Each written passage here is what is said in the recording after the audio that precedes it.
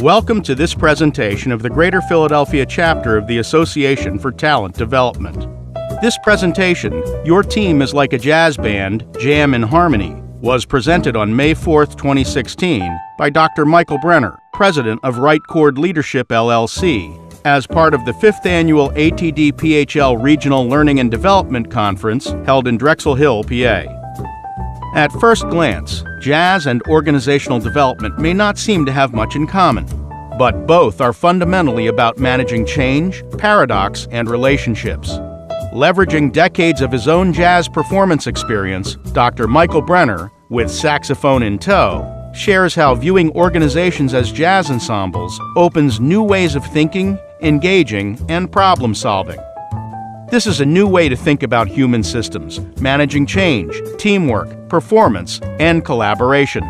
The vocabulary of jazz speaks to the mind, heart, and soul. Becoming versed in it can help practitioners better explain and describe organizational patterns, see options, and reach mutually agreeable solutions in an interdependent world.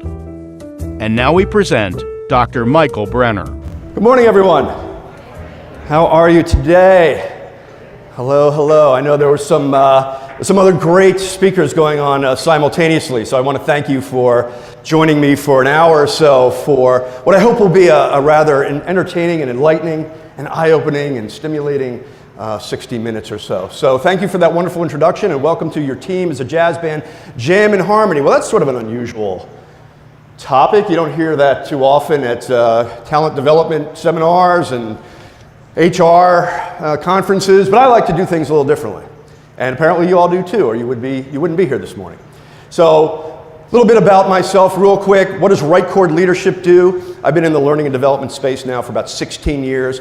Our mission is very simple. We help leaders, teams, and organizations find their groove, get in sync, and work in harmony.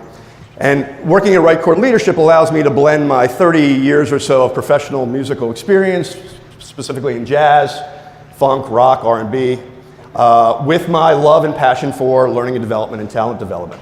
So that's what I do, and to that end, or speaking of which, how many of you know what this is, or these are?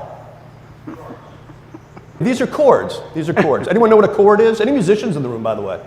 Anybody at all? What do you play? You also play saxophone. Okay, wonderful.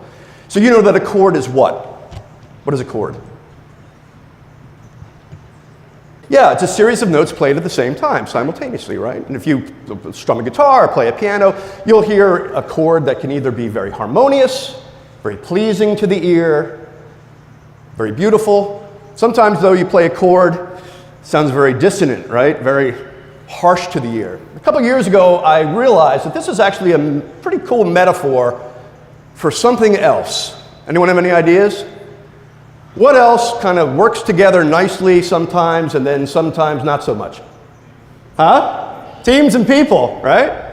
So what I challenge my clients to think about, and I'm going to challenge you today, ask yourself, what chords are you playing at work? Are they harmonious? Do people gravitate toward you because they want to work with you? You're a good team player, you're trustworthy, you're collaborative, or are the notes or chords you're playing at work shrill? When people see you or maybe someone you know at work coming down the hallway, oh boy, here comes Joe. Let's, no offense, Joe, where's Joe? I just randomly picked that name, Joe. That was, right? People scatter, go the other direction. Okay? So I base a lot of my philosophy on leadership and teams around this very simple concept. What chords are you playing at work? Now, teamwork has gotten a bit of a bad rap over the years, right? Maybe this one. That's true. Right. Maybe my favorite one here, ensuring that your hard work can always be ruined by someone else's incompetence. Right? Maybe you've been on some of the same teams I've been on, right? So all joking aside, teamwork is one of those words that we hear all the time, right? Teamwork, teamwork, teamwork, and there's been so much written about teamwork. And so what we've done over the years is come up with some metaphors to help us gain some insight into what high-performance teams do, how they work. You may be familiar with these. We have the military metaphor, right? We have the team as symphony orchestra metaphor with the conductor as the leader. We have the teams doing some incredible feat metaphor, like climbing Mount Everest or some other grand achievement. And finally, one we're all familiar with, the sports metaphor. Teams are like a basketball team or a football team. Coaches go around the country making a lot of money talking about how we can learn from their experience coaching a football team, basketball team, hockey team. But over many, many years of researching teams and thinking about teams and teaching courses about teams, I've realized that there's one metaphor that I feel is particularly relevant to teams in the 21st century, in our chaotic, unpredictable business environment. And that is the team as a jazz band. Now, maybe I'm a little biased because I've been playing jazz for about 30 years, but I see very clear connections between the nature of playing jazz in a jazz band and the nature of teams in organizations today. And by the way, this is my jazz band, the Nines. And that's me over there behind the music stand because I didn't memorize the charts. So let's explore that a little bit, okay? Now, you don't have to be a musician, you don't even have to be a jazz fan necessarily to get something out of our conversation, hopefully. And so what I'm going to do through musical performance and some videos and some interactions is help you draw the connective tissue between jazz bands, which are all about exploration, experimentation, risk-taking, listening, trusting. And I think all of that stuff is incredibly relevant and germane to 21st century teams. So let's get into it a little bit. I think one of the things that truly distinguishes jazz music from other art forms is the nature of improvisation. Improvisation simply means making it up as you go along, right? Without any preconceived notions, no opportunity perhaps even to practice. You just get up there, and what comes out of your soul and your heart is what comes out. Now, rather than stand up here and talk about improvisation, I thought it'd be a heck of a lot more fun to engage you in an impromptu jam session, which will serve as a guidepost, if you will, for the discussion that follows. So did we do the yellow stickies?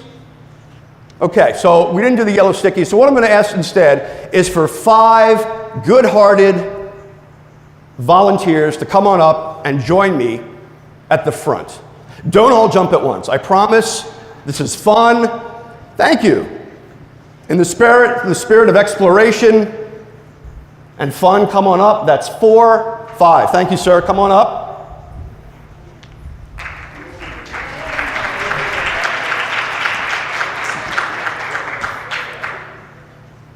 Okay, so this is how this is going to work. What's your name? Corinne. Corinne gets the spoons. That's for you. You are? Vicky gets the shakers.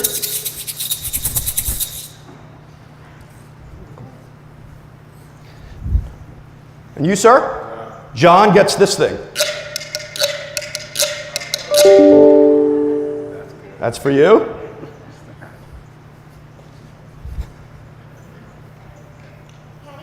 You're the one that wins everything every year, right?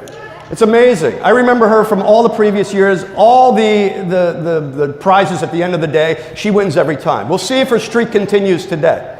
So I'm going to give you the hand drum. All right. Okay? And finally, my buddy Joe. The tambourine, Mr. Tambourine Man. Okay?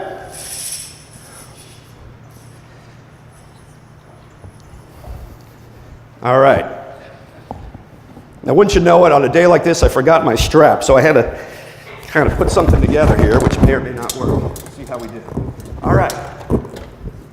So we're going to engage in a little impromptu jam session, and we'll see how it goes. Okay? Now, what I'd like you to do, Joe, is just start a beat. Okay, and keep it up. Patty? Right, now in an improvised jam session, we want to listen very carefully and adapt to what we hear around us, yes? So I want you to keep listening to what's happening around you. John?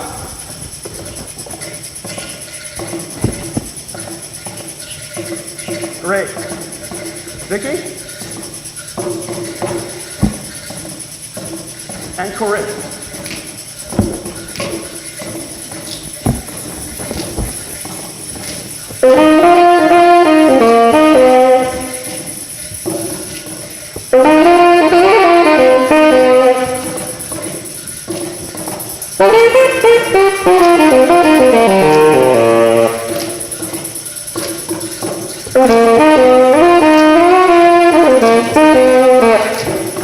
Now let's change it up. Play something totally different.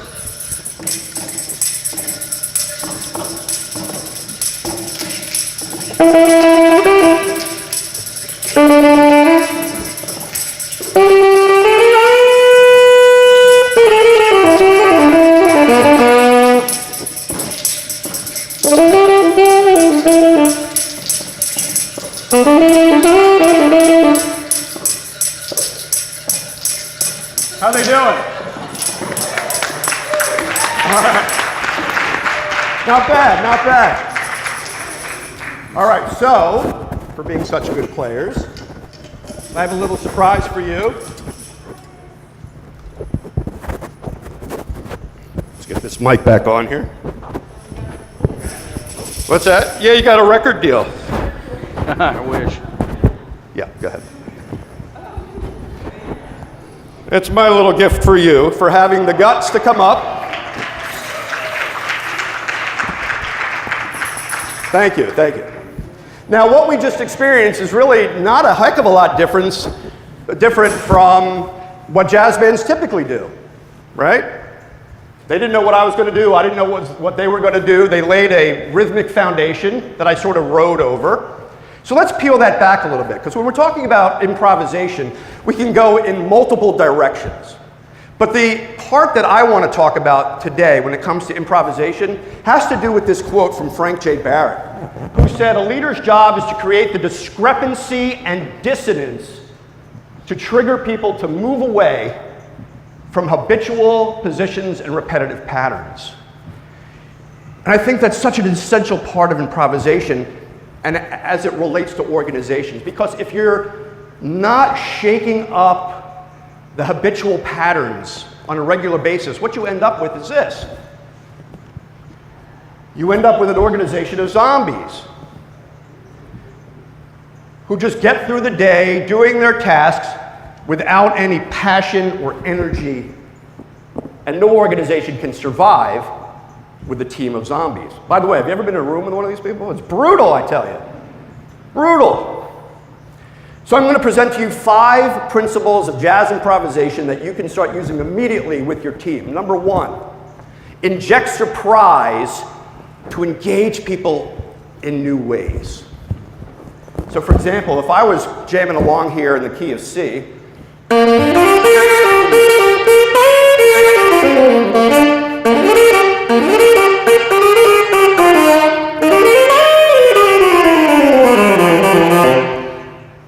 what melody did I throw in there in the middle?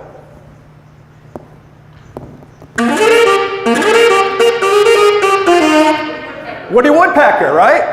Now, great jazz players do that all the time. They know thousands and thousands of songs. And they'll be jamming away, and then in the middle of the solo, they'll just throw in something like London Bridge or Twinkle, Twinkle, Little Star, or in my case, Woody Woodpecker, right? Now, when I started my career at QVC in learning and development, I used to hold team meetings, but I would never start the meeting with just, okay, what's everybody doing? What's everybody up to? I can't tell you how many meetings I went to that started that way. So I'd always start the meeting with a little brain teaser, a little piece of trivia, something happening in the news. It took 2 to 3 minutes, and you know what? Totally unexpected. I know for a fact that those meetings that started untraditionally, unconventionally, unexpectedly, were way more fruitful than the meetings that just started, okay, yeah, what's everybody up to? Inject the element of surprise. Number 2, use repetition. Use repetition. Oh yes, use repetition. Great jazz players use repetition all the time. I might play a simple little motif like this.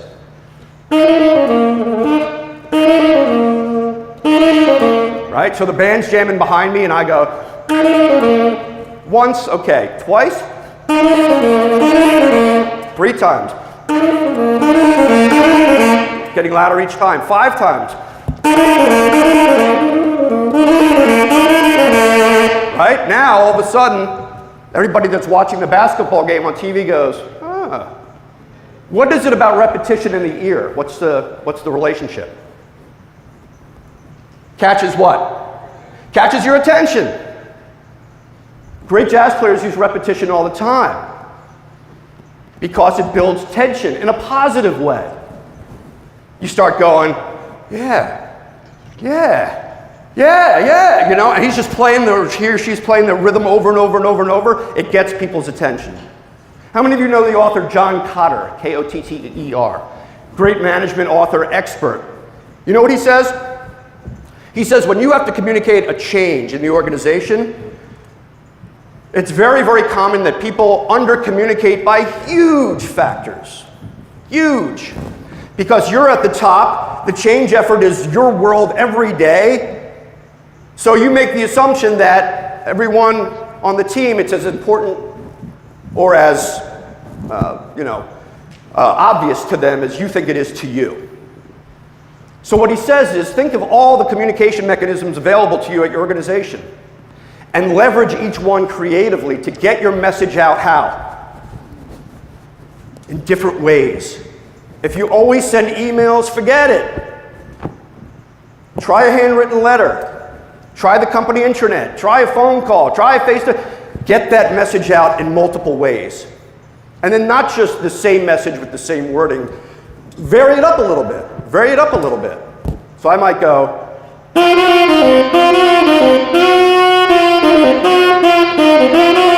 see how I just took that main theme and just kind of put a little variation on it? That's how you get people's attention. And in a previous life, I was in marketing and advertising. And I think it takes something like 8 or at least 8 touch points to make a sale with somebody because they're distracted by everything going on around them. Use repetition. See if I can get it out of my back pocket. Come on. Excuse me one moment, ladies and gentlemen. Great, now I just blacked out the whole thing. Note to self, do not put the clicker. Now I got to call my assistant. This is going to be very interesting, folks. No pictures. If this ends up in the National Enquirer, I will be.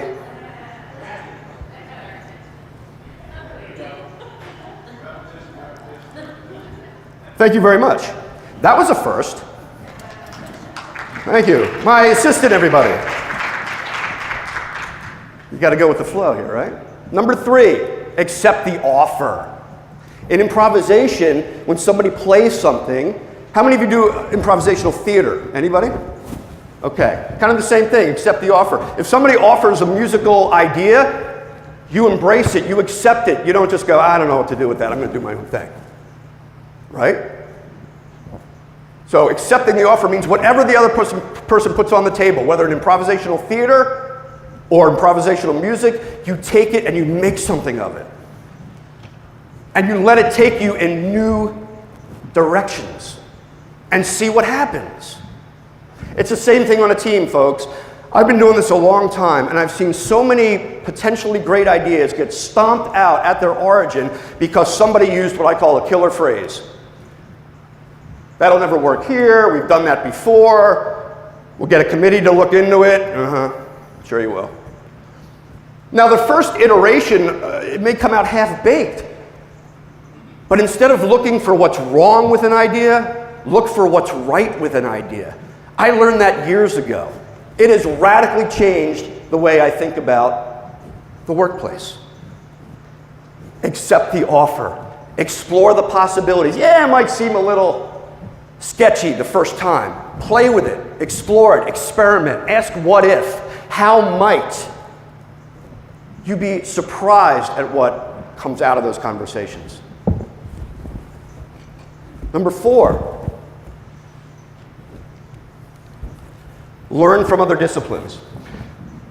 Very, very important, especially in the world we live in, which is highly, highly segregated. They have divisions divided into departments, divided into teams, divided into sub-teams, divided into cubicles. Where do we go next? I have no idea. But the history of corporate America is what? Marginalizing, segmenting, separating. How can we learn from other disciplines? Very, very difficult. The great sax player John Coltrane, one of my heroes and one of the greatest sax players to ever live, listened to all his jazz heroes that came before him, but he didn't stop there. He listened to Indian music. He listened to Asian music. He listened to classical music. As a matter of fact, one of his most famous songs, My Favorite Things, is from what? The Sound of Music. The guy listened to the Sound of Music and created arguably one of the greatest jazz masterpieces in history. His interpretation of My Favorite Things. Same thing with teams, folks. If you're keeping your focus on the people on your team, you're going to miss out on all those wonderful perspectives and points of view that are readily available from where? Huh? Everywhere else, other teams. I know it sounds crazy to ask the marketing guy about sales. I know it's crazy to ask the sales guy about, merchandising. Do it anyway. Because somebody with fresh eyes can come to the problem, to challenge the situation and go, have you guys thought about this? And you're so deep in it, you go, no, that never occurred to us before. And finally, slow down to speed up. Jazz players are extremely good technically. They've learned all the scales, all the modes, and they can play really, really fast. But what if they played fast continuously? What if I just went...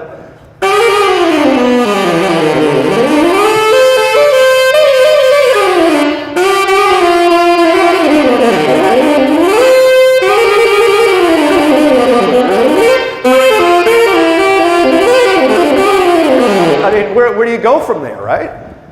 You can be really technically proficient and you're playing at that high level, and eventually what's going to happen? The audience is going to get tired and you're going to get bored. So great jazz players play extremely fast, and then what do? They bring it back, they rein it in, right? They might do a really fast riff, and then they...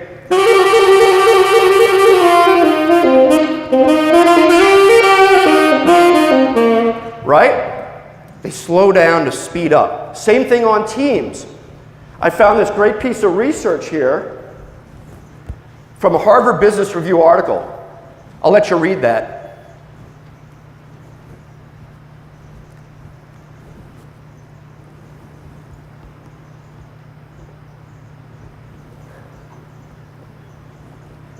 So, contrary to what we might think, go, go, go, go, go, pedal to the metal, let's go rock and roll, blah, blah, blah, is actually detrimental to our productivity by tremendous factors.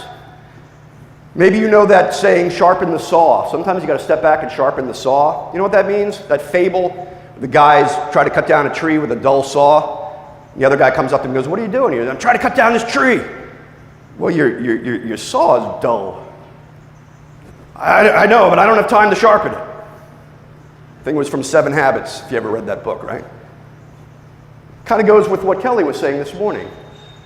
Got to step back sometimes, figure out what we're doing here as a team, focus on the purpose, the mission, get back to basics, so that what? When you get back in the game, operate at peak capacity. Okay? So, I'm going to give you a minute or so at your tables. This is going to be sort of the structure for the morning. How can you take these principles of improvisation and take them and help your team get to the next level of performance? How might you do that? Just take a minute at your table, because I want to present content, and then I want you to kind of absorb it and process it with your teammates. So go ahead at your table and have that conversation, please. All right. Now, normally I would love an opportunity to hear some of the things that came up on your table, but because we already have such a little bit of time, I'm going to trust that you were able to take some of those principles and at least have an initial conversation around what you can take and apply to your own team. So that was improvisation, the nature of improvisation, and some of my recommendations based on my experience. I'd like to now present my second topic of how your team is like a jazz band. And it has to do with the nature of mistakes. The nature of mistakes. And I'm going to play a video here. It's about a 3-minute video of a young, talented vibraphonist by the name of Stefon Harris. Stefon Harris. And he's going to talk about how he and his jazz band think about mistakes. And what he's going to say is, there ain't no such thing. And you're going, huh? Well, of course, Mike, there are mistakes. Maybe it's time we reframe our thinking around mistakes. So I'm going to play the video, and then I'm going to ask for responses. So I give you Stefon Harris. The way I perceive a mistake when I'm on the bandstand, first of all, we don't really see it as a mistake. The only mistake lies in that I'm not able to perceive what it is that someone else did. Every mistake is an opportunity in jazz. So if something, it's hard to even describe what a funny note would be. So for example, if I played a color like we were playing in a palette that sounded like this. So if Christian played a note like playing F, see these are all right inside of the color palette. If you played an E, see these all lie right inside of this general emotional palette that we were painting. If you played an F sharp though, to most people's ear, they would perceive that as a mistake. So I'm going to show you, we're going to play just for a second, and we're going to play on this palette, and at some point, Christian will introduce this note. And we won't react to it. He'll introduce it for a second, and I'll stop, I'll talk for a second. Ready? Well, no, let's see what happens. We play with this palette.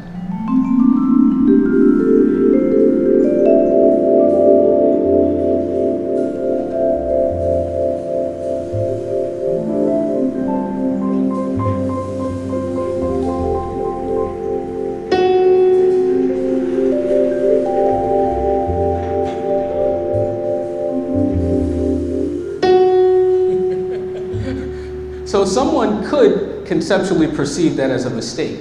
And the only way that I would say it was a mistake is in that we didn't react to it.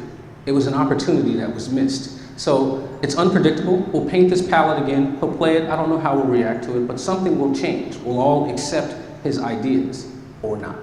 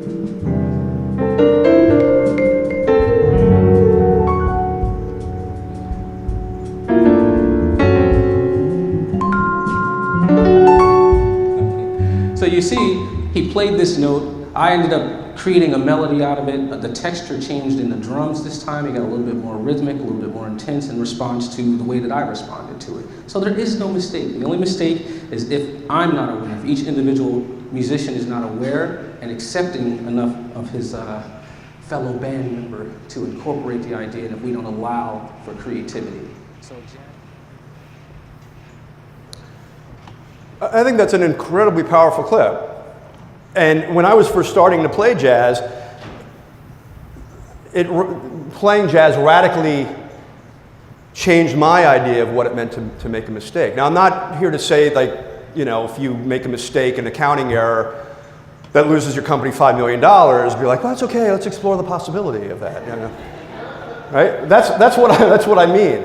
I'm not talking about egregious mistakes, right? But I'm talking about opportunities and reframing, okay, well, it didn't quite turn out the way we thought it might, but that is maybe a new door or a new avenue to explore together.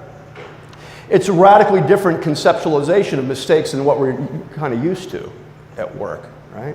So one of the things I want you to think about when you're thinking about your team is, how can we leverage mistakes? Or better yet, how can we rethink our very notion of what it means to make a mistake? I remember reading years ago, it was either in Built to Last or Good to Great or one of those books. How many of you remember Crystal Pepsi? If you're a child of the 80s, you remember Crystal Pepsi. Maybe it was the early 90s.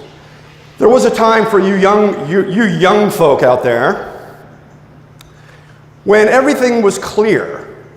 Late 80s, early 90s. They had clear gasoline, they had clear soda, and Pepsi's foray into clear was clear Pepsi.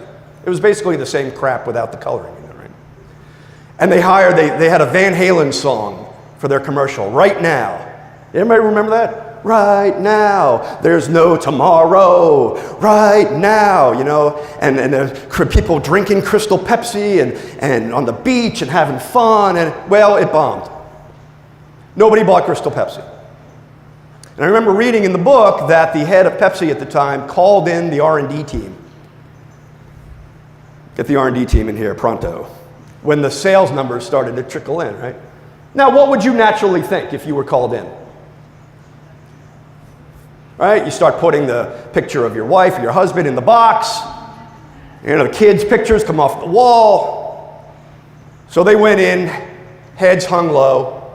And you know what happened instead? What do you think might have happened? Any ideas?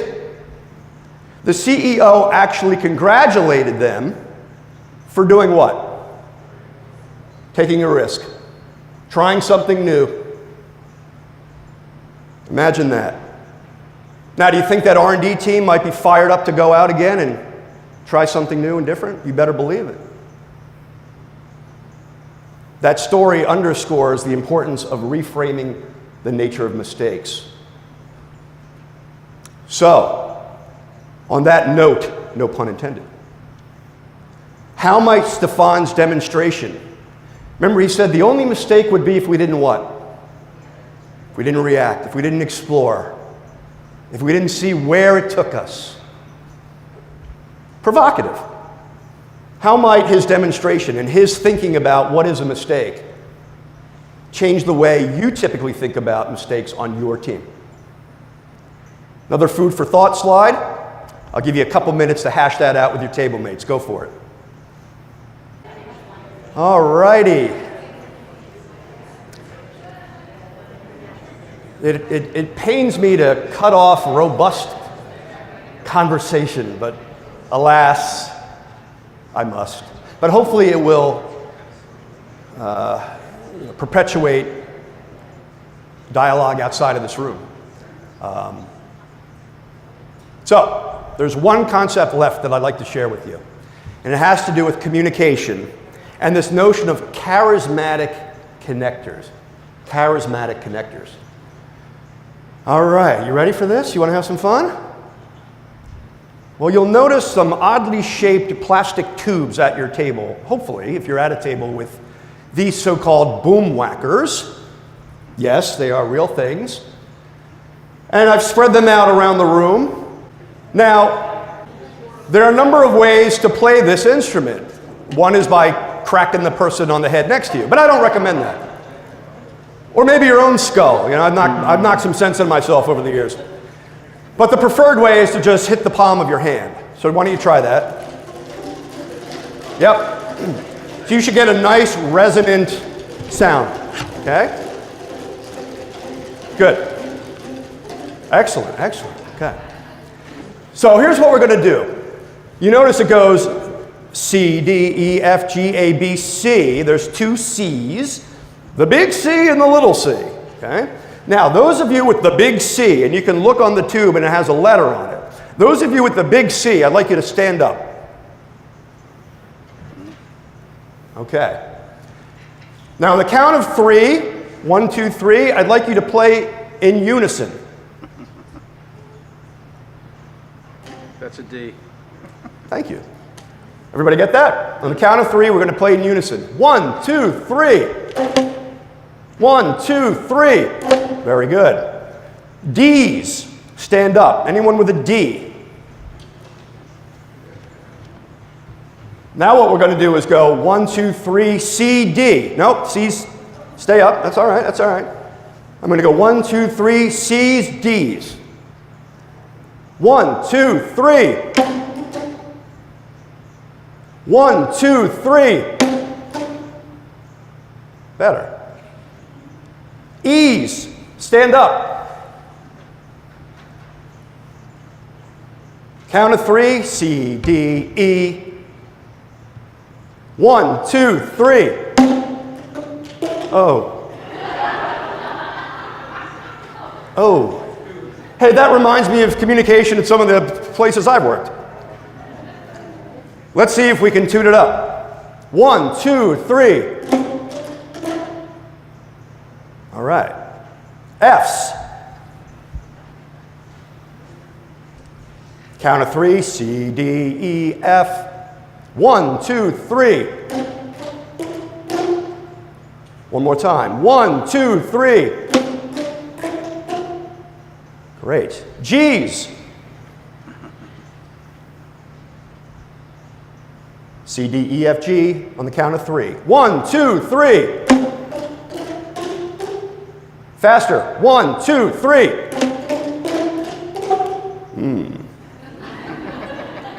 Suddenly this became a scene out of that movie Whiplash, right? What did he say? Are you a slagger or a... I forget what he said. Let's try that again. 1, 2, 3. Ooh. We had a bum note somewhere. That's all right. A's. Count of 3. A, C, D, E, F, G, A. 1, 2, 3. Ooh. A little late to the party over here. See if we can get that nice and tight. 1, 2, 3. Need a little work. One more time. 1, 2, 3.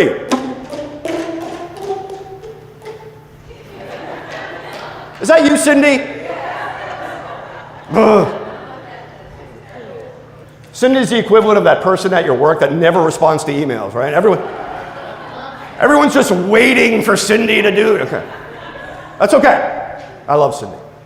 B's, B's. Now, let's say someone came in here and said, I'll give a crisp $100 bill if you can play it tightly and in time and coordinated. So the stakes just got much higher. Same deal. 1, 2, 3.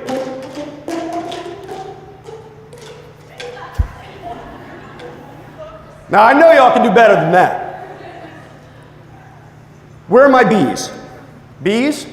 Let's just try you guys by yourselves on the count of 3. 1, 2, 3. Oh. 1, 2, 3. 1, 2, 3.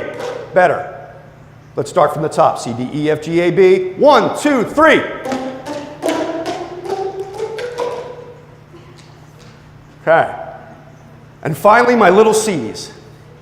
Little C's. We're going to run the octave. C, D, E, F, G, A, B, C. Well, that should be C, D, E, F, G, A, B, C. Something like that, okay? You all ready?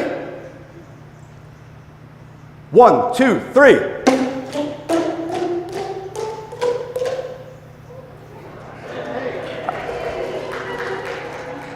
I think we can do better. Strive to be exceptional. 1, 2, 3. Again, 1, 2, 3. Faster, 1, 2, 3. Again, 1, 2, 3. Hey, you got it. Very good. Now you can play all kinds of stuff with these boom whackers. If I had more time, we would play, you know, Mozart's 27th Symphony and all kinds of stuff. But imagine that each of these boom whackers is a message or a piece of communication at work. It took us a little time to get coordinated, didn't it?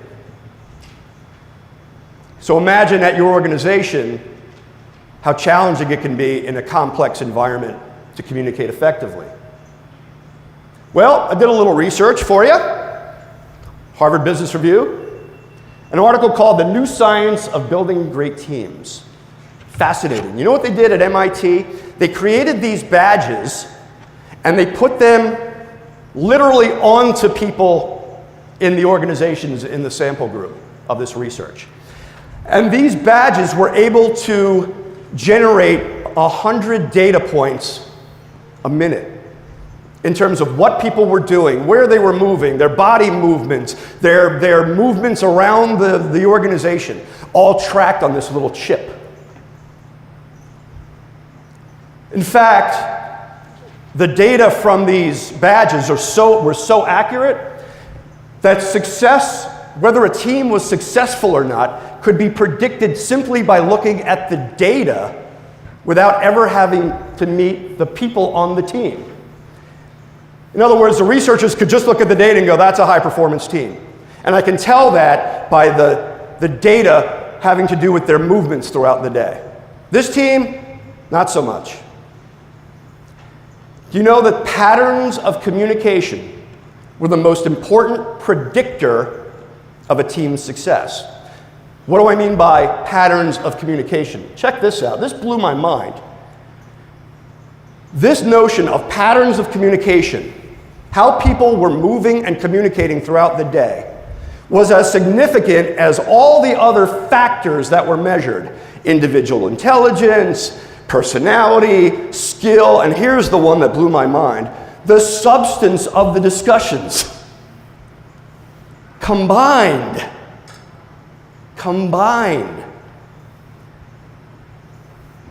The patterns of communication throughout the organization was more important than what people were actually talking about. What really predicted team success was what? The fact that what was going on? Interactions, interfacing, meetings, sharing of ideas. That people were interfacing not with screens, but with each other. And what the research showed is that these charismatic connectors played a key role. You know what a charismatic connector is? A charismatic connector is somebody who circulates actively, engaging people in short, high-energy sessions. They don't stay behind at their desk all day. They're moving, they're meeting, they're interfacing, they're interacting. They also are democratic with their time. They communicate with everyone equally. They make sure that everyone has a chance to contribute, that everyone's voice is heard. Not every idea is implemented or executed, but people feel that their contributions are being listened to. Charismatic connectors also listen as much as or more than they talk. And they're highly engaged with whomever they're speaking with. They're not, no. They're present, they're focused. Whoever they're interfacing with, that's who matters in that moment. And they give everything they have to that encounter. They're present. Someone once said, being present with another person is the greatest gift you can give them. I think that's so true. These so-called charismatic connectors connected teammates with one another and spread ideas around. Joe meet Jim, Sue meet Cheryl, bringing together disparate people from around the organization. And finally, we've talked about this, what else did they do? They sought ideas from outside the group.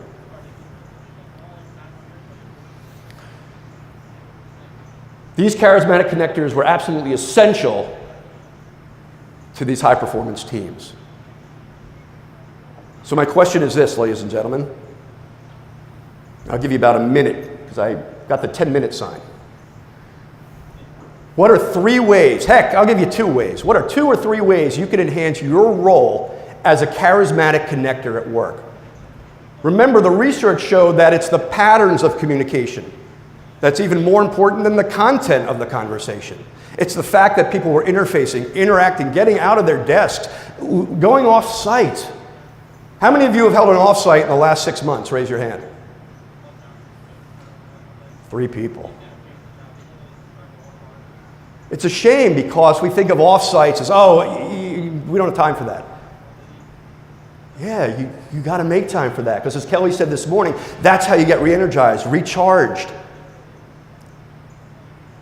So, think about what it means to be a charismatic connector. Whatever team you happen to be working on, go for it. I'll give you a minute or 2 to think about that. And then we'll wrap this baby up. Okay, ladies and gentlemen.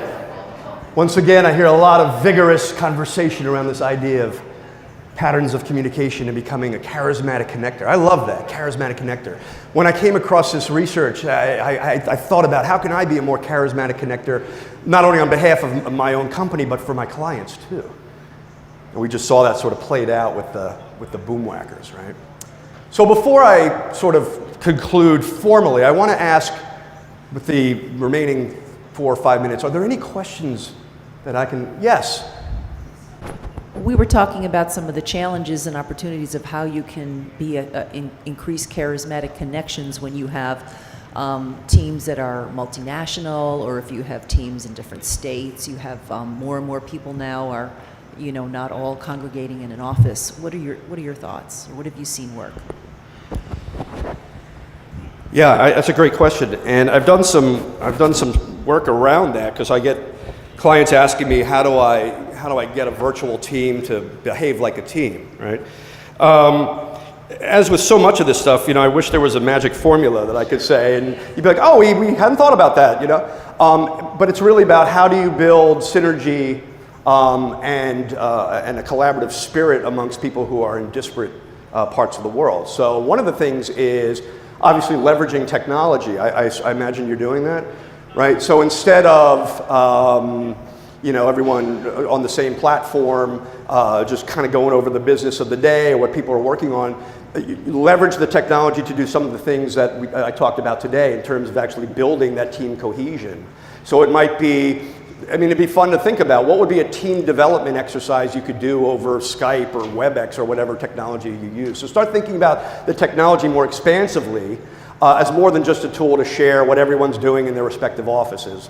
That's important, but start to think about how can I leverage the technology in a way that actually builds that team cohesion together. And I can send you some stuff. We can connect afterwards because I can share some things I've done around that. Something else is, if there is an opportunity to actually bring the team in twice a year, 4 times a year, there's no substitute for that face-to-face interaction.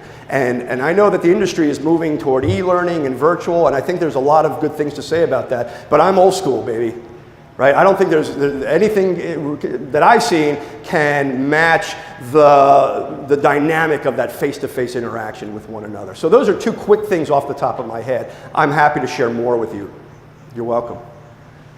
Any other questions? Or I was taught to say, what questions do you have? Not any more questions. My trainer would kick me. Anything? We have all day, folks, to chat, so. Yes, sir. Can you share with us some ways that organizations and teams can take a pause, like effective ways to do that? And you mentioned like off-sites and doing things like that. Well, what else do you see? What else would you recommend? Yeah, it's a great question. I think it starts with embedding in the DNA of the team that it's okay to take a break. Because so many teams are operating under the assumption, and we heard Kelly this morning, right? The team, they want to take a break, but they just can't. Probably because the message from senior management hasn't been, it's okay, right? So I think it starts from the top. I think it starts from the leader's investment in saying, and understanding the research, and understanding that teams that, individuals that take a break every 90 minutes are remarkably more productive than those that don't. And I can send you that research. It's right at Harvard Business Review. So it starts with reframing our assumptions around what it means to take a break. I saw something, take a personal offsite. Because we often think about team offsites. So I love the idea, which I've been playing with, take a personal offsite. What might that look like? It could just be a brief, it's great when you do things as a team together, but of course teams are made up of individuals. So those opportunities for teams to take a break together are great, but that shouldn't preclude individuals from taking that personal offsite, which may look like a quick walk around outside on a nice day, or grab a quick cup of coffee. It doesn't take a lot to recharge the brain. It only takes a few minutes. Or go visit somebody, you know, but someone said this morning, you gotta have that trust on the team, right? Because if you have a team where Patty's taking her third break of the day, she never does anything around here. She leaves us, right? If you have that kind of team, then you gotta start with the trust building first. You have to be okay with Patty's taking a break, she probably deserves it. And next it'll be my turn. So we can talk about specific things that you can do, but I think it starts with the mental and emotional acceptance that it's okay to take a break, both at a team level and an individual level. And then start thinking of creative ways to do that. Okay, Michael, that's that we are going to take a break. Well, there's one more thing I want to do. One more minute. And that is, you all rock. Right? Now, if you place your business card in this basket up here, I will send you a free copy of this article that I wrote recently called What Can Leaders Learn from Musicians? And it sort of complements everything we've been through today. The basket is right up here. I'd love to connect with you. Let's keep the conversation going. And this is my information. Reach out. Let's make better teams and organizations together. And I look forward to connecting with you. Thanks so much for coming to my session, everybody.